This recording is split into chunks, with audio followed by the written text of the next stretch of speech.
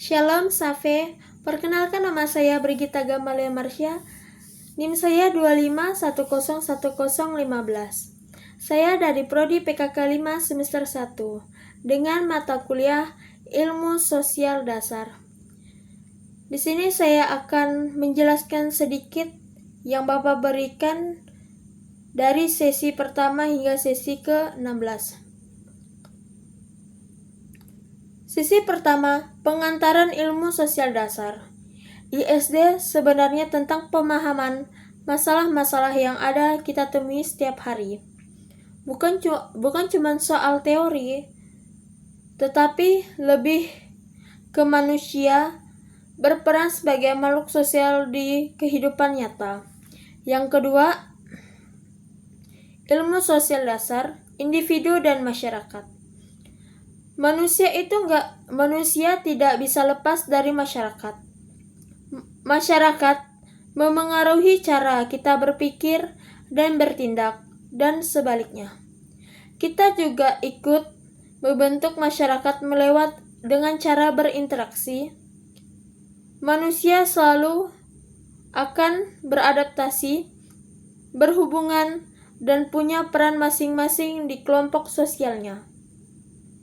Yang ketiga, ruang lingkup dan cakup. ISD membahas berbagai fenomena sosial yang muncul dari interaksi manusia. Topiknya sangat luas, mulai dari keluarga, agama, ekonomi, sampai politik. Tujuannya biar kita lebih peka sama masalah sosial di sekitar. Yang keempat, nilai dan norma sosial serta metode penelitian dalam ilmu sosial dasar.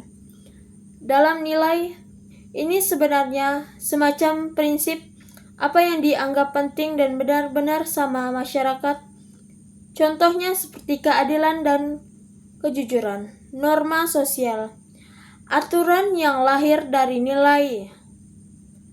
Kayak harus antri, contohnya seperti harus antri, dilarang menyelonong, dan lain sebagainya. Yang selanjutnya, metode penelitian, cara-cara buat memahami fenomena sosial. Kita bisa melewati dengan survei, observasi, atau menggunakan pendekatan kuantitatif atau kualitatif. Yang kelima, kebudayaan. Kebudayaan itu hasil karya, ide, dan tindakan manusia yang dipelajari bersama-sama dengan hidup bermasyarakat. Adanya banyak unsur di dalamnya seperti bahasa, pengetahuan, religi, seni, dan teknologi. Yang keenam, struktur sosial. Struktur sosial itu pola hubungan antara status sama peran sosial di masyarakat. Ini yang bisa kita ditantang sosial jadi stabil. Contohnya seperti adanya sertifikat sosial, atau tingkatan sosial, atau perbedaan peran. Yang ketujuh, lembaga sosial.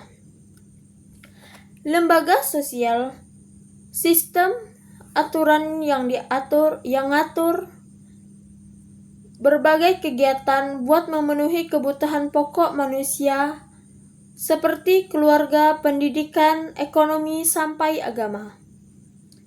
Yang kedelapan itu UTS.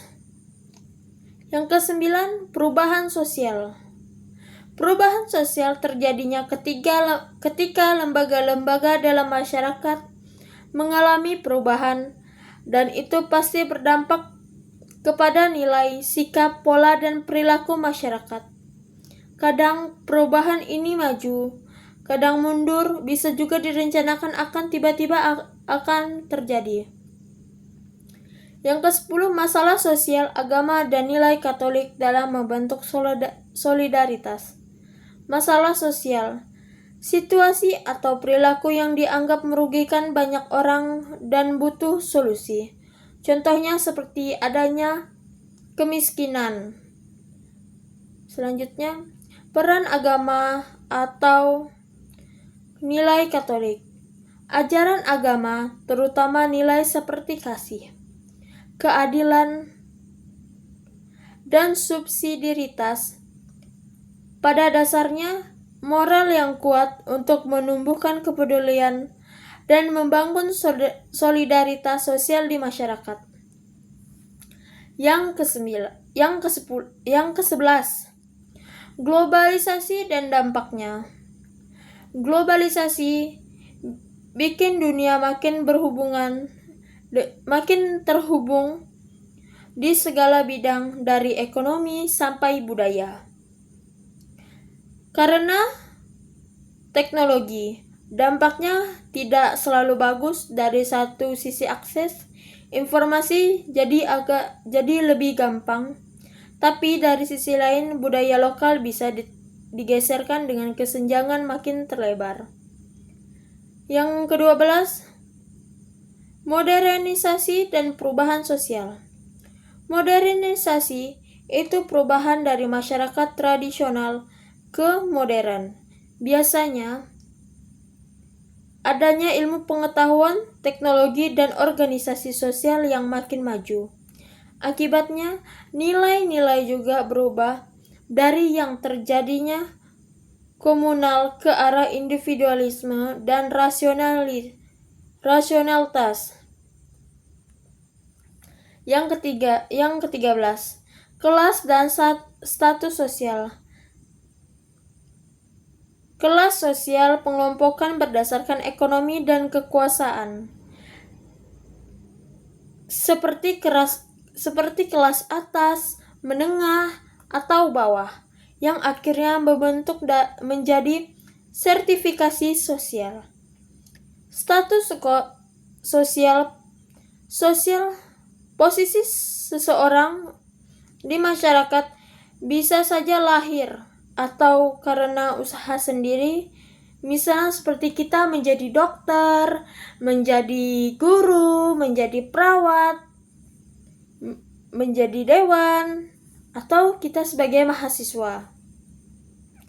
Yang ke-14, konflik sosial.